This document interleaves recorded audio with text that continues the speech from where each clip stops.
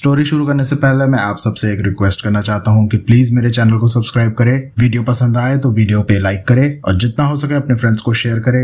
इससे मेरे चैनल को सपोर्ट और आपका प्यार मिलेगा, सो प्लीज कंसिडर इट।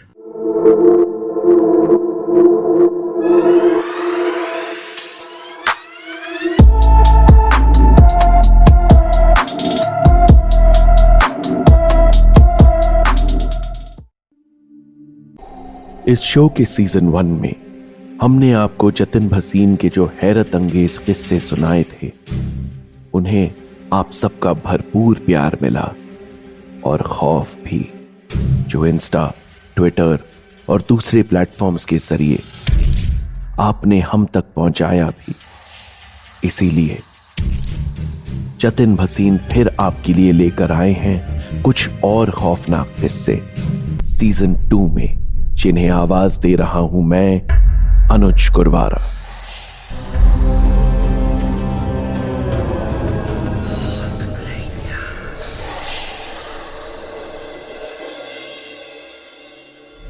मेरी कंपनी की दिल्ली ब्रांच में अखिल इसी साल एज अ फ्रेशर ज्वाइन हुआ था। ज्वाइनिंग के महीने भर बाद एक दिन उसके होम टाउन देहरादून से उसके फादर का कॉल आया। वो बहुत परेशान थे। उनके बड़े भाई यानी अखिल के ताऊजी रिटायर्ड कर्नल हेमंत वर्मा शिमला के आउटस्कर्ट्स पर बने अपने फार्म हाउस से अचानक गायब हो गए थे। आर्मी से रिटायर होने के बाद वो वहां अकेले रहते थे। उनकी एक एडवेंचर स्पोर्ट्स एकेडमी थी जो टूरिस्ट्स को पैराग्लाइडिंग और आइस स्कीइंग कराया करती थी। बाकी खाली समय वो फार्मिंग किया करते थे। He was enjoying his retirement life in full swing. फिर ऐसा अचानक क्या हुआ कि वो गायब हो गए। सुसाइड का कोई चांस नहीं था। वो अपनी लाइफ से बहुत खुश थे। साथ ही वो इतने जिंदा दिल और फ्रेंडली थे कि शिमला में हर कोई उनका दोस्त था। उन्हें यारों का यार कहा जाता था।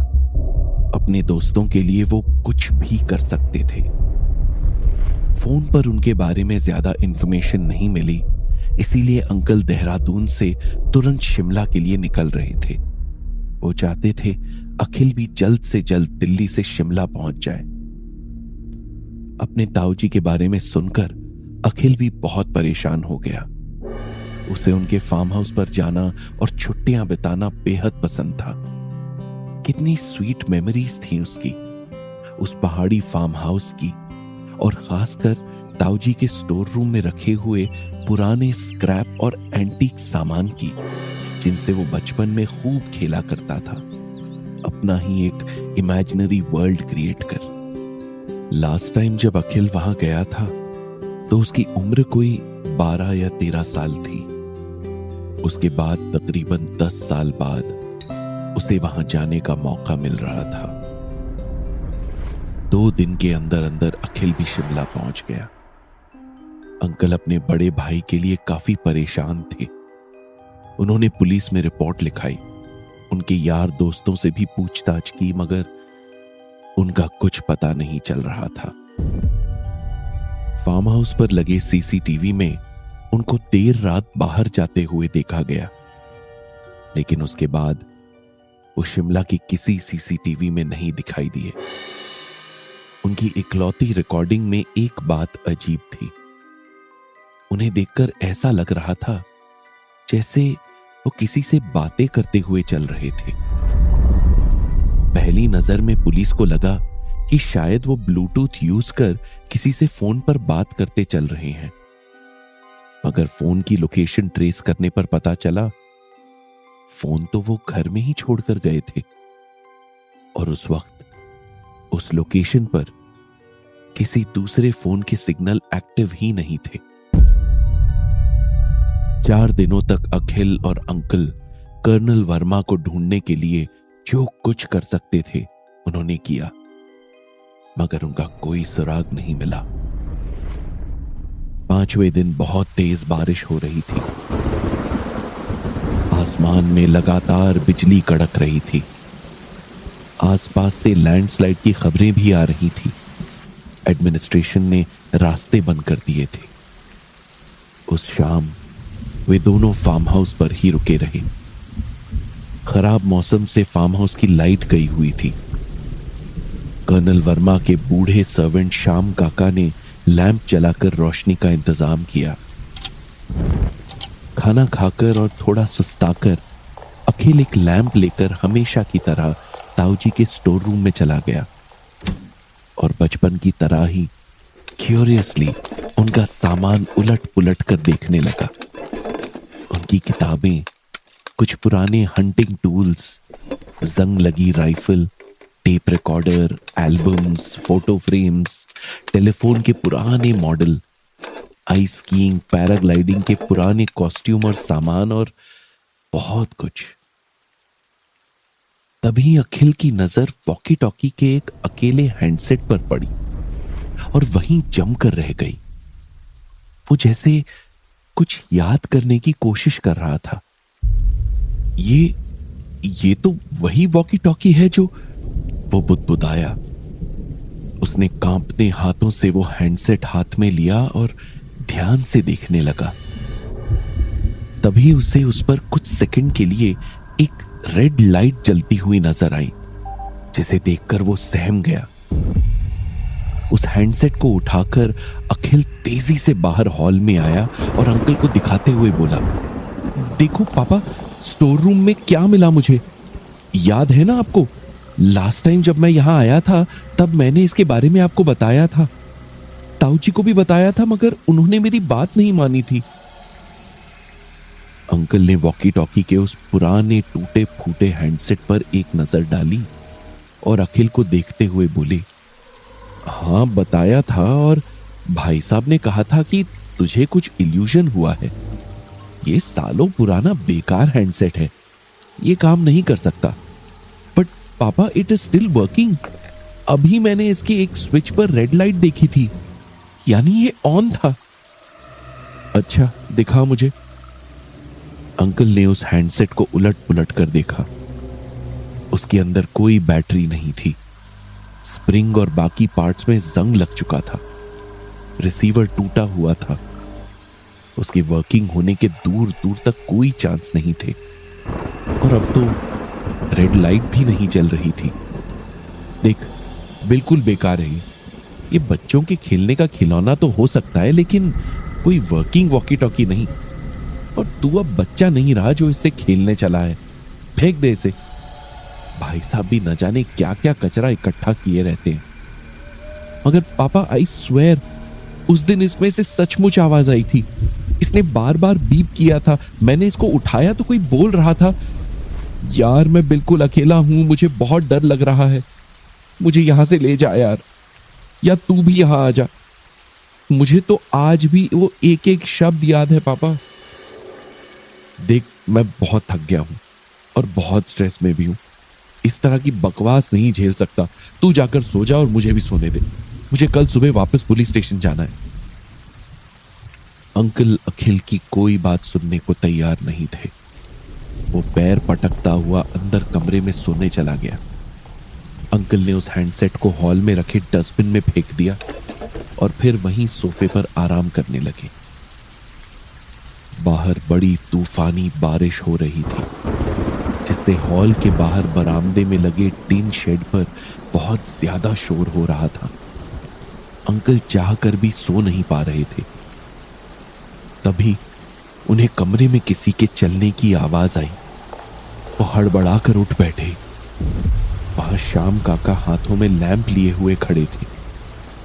क्या हुआ काका, यहां ऐसे क्यों खड़े हो? डरा दिया आपने मुझे, कोई काम है क्या? श्याम काका धीरे धीरे चलकर अंकल के पास आए और नीचे जमीन पर बैठ गए।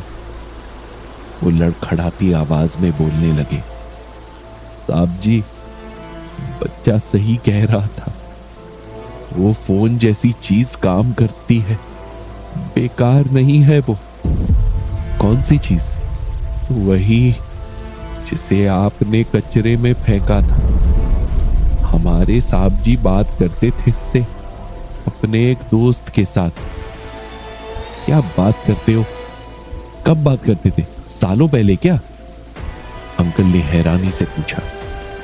सालों पहले का हमें क्या पता साहब जी, हमें तो यहां आए 3 बरस ही हुए हैं, मगर हमने 1-2 बार रात को इससे बात करते हुए देखा था साहब को।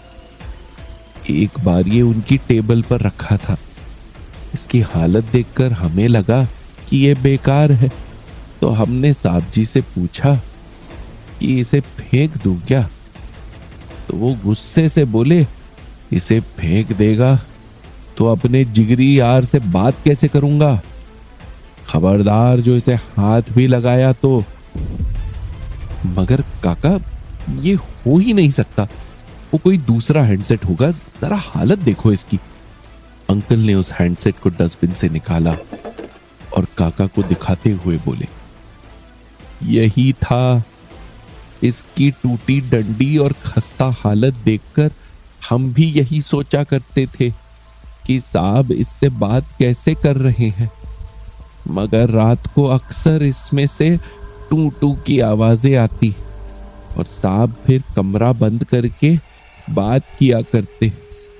बल्कि जिस रात साहब यहां से गए उससे पहली रात भी वो उसी दोस्त से बात कर रहे थे। अब तो अंकल का दिमाग घूम चुका था। कौन था ये दोस्त जिससे कर्नल वर्मा उस टूटे फूटे वॉकी टॉकी से बात किया करते थे? और ये बात तो वो मान ही नहीं सकते थे कि इस वॉकी टॉकी से बात की जा सकती है। लेकिन वो उस दोस्त के बारे में जानने के लिए जरूर उत्सुक हो गए थे।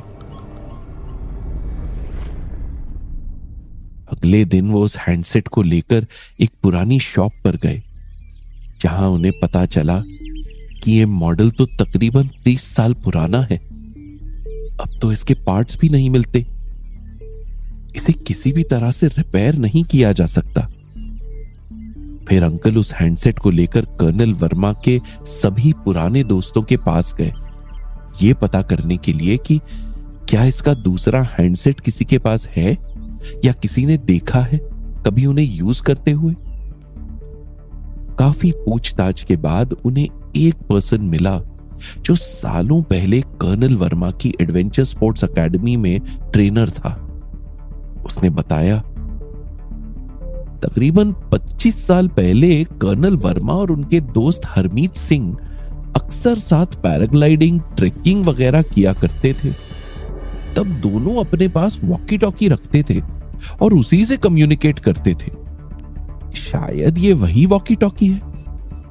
अच्छा, अब उनके दोस्त हरमीत सिंह कहां हैं? कुछ पता है क्या आपको? अंकल ने बड़ी उम्मीद से पूछा। उनकी तो ट्रैकिंग के दौरान पैर फिसलने से मौत हो गई थी। हालांकि डेड बॉडी नहीं मिली थी, मगर फिर भी वो जहां से गिरे थे वहां से गिरकर कोई बच नहीं सकता था। फिर उनका कुछ पता नहीं चला था। ओह, कितने साल पहले हुआ था ये हादसा? अंकल ने पूछा। यही कोई 22 साल पहले हुआ था। उस वक्त कर्नल वर्मा भी उनके साथ थे। भगवान का शुक्र है कि वो बच गए थे, लेकिन पता नहीं अब कहां चले गए। अंकल एक गुत्थी सुलझाने आए थे, लेकिन दूसरी में उलझ कर वापस आ गए थे। वो यही सोचते आ रहे थे, कौन थे हरमीत सिंह? भाई साहब अपने सारे दोस्तों के बारे में बताया करते थे, मगर इस दोस्त का जिक्र कभी क्यों नहीं किया? और इस वॉकी टॉकी का दूसरा हैंडसेट कहां है? कहीं वो हरमीत सिंह के पास ही तो नहीं? हो सकता है वो जिंदा हो, लेकिन कहीं छिपे हुए हो। मगर कोई ऐसे क्यों छिपेगा भला? इन्हीं सवालों में खोए हुए अंकल वापस फार्म हाउस पर आ गए। आज बारिश और तूफान रुक गए थे। लाइट आ गई थी। अखिल टीवी पर न्यूज देख रहा था। आसपास तूफान से काफी नुकसान हुए थे, एक्सीडेंट्स, लैंडस्लाइड्स। उसे डर था कहीं ताऊजी ऐसी ही किसी ट्रेजेडी का शिकार तो नहीं हो गए। वहीं अंकल के मन में बार बार सवाल आ रहे थे। अखिल ने बताया था कि इस वॉकी टॉकी पर उसने किसी की आवाज सुनी थी। श्याम काका के मुताबिक भी भाई साहब इसी वॉकी टॉकी पर किसी दोस्त से बात करते थे। क्या वो दोस्त हरमीत ही थे? लेकिन हरमीत तो मर चुके हैं, पर डेड बॉडी तो नहीं मिली थी ना, क्या पता जिंदा हो गई। यही सब सोचते सोचते उनकी आंख लग गई। अखिल दूसरे कमरे में सोया था, श्याम काका अपनी बरसाती में थे। आधी रात खामोशी से गुजर चुकी थी, आधी गुजरनी बाकी थी। उसी गहरे सन्नाटे में अंकल के कानों में धीमे धीमे आवाज आने लगी, जैसे कोई डिवाइस बीप कर रहा हो। अंकल की नींद हल्की सी खुली। उन्होंने देखा वो बीप हॉल की टेबल पर पड़े उसी वॉकी टॉकी के हैंडसेट से आ रही थी, जिसे उन्होंने कल बेकार मानकर डस्टबिन में डाल दिया था। वो चौंक कर उठ खड़े हुए। उन्हें अपनी आंखों और कानों पर यकीन नहीं हो रहा था। उनके रोम रोम में दहशत भरने लगी थी। हाथ बार बार उस हैंडसेट की ओर बढ़ रहे थे, जैसे कोई फोर्स कर रहा था उसे उठाने के लिए। लेकिन उनका दिल बोल रहा था, मत उठा ये हैंडसेट, जरूर इसमें कोई खतरा है। मगर फिर एक ख्याल मन में कौंधा, अगर ये कॉल भाई साहब का हुआ तो, अगर वो मुझसे कनेक्ट करना चाह रहे हैं तो। आखिरकार कांपते हाथों से उन्होंने हैंडसेट उठाकर कॉल रिसीव कर ही ली। उधर से कर्नल वर्मा की ही आवाज थी, उनके बड़े भाई साहब की, जो बड़े दुखी होकर कह रहे थे, छोटे, तू घर पर आया और मैं तुझसे मिल भी ना सका। मगर क्या करूं, अब मैं उस दुनिया में नहीं आ सकता। ऐसा कर, तू ही इधर आ जा मेरी दुनिया में। मैं अपने दोस्त हरमीत के साथ रहता हूं, तू भी हमारे पास आ जा। तू कहे तो मैं लेने आ जाऊं। अंकल के हाथों से हैंडसेट छूटकर जमीन पर गिर पड़ा। वो डर से थर थर कांप रहे थे। उस हैंडसेट में अभी भी लाइट टिमटिमा रही थी। उधर से अभी भी आवाज आ रही थी, मगर अब अंकल को कुछ सुनाई नहीं दे रहा था। अगली सुबह पूरे फार्म हाउस में अखिल की बस एक ही आवाज गूंज रही थी, पापा, पापा, कहां हो पापा? बिन बताए कहां चले गए? और श्याम काका की नजरें उसी वॉकी टॉकी पर गड़ी थी, जिसमें अभी भी टिमटिमा रही थी एक रेड लाइट।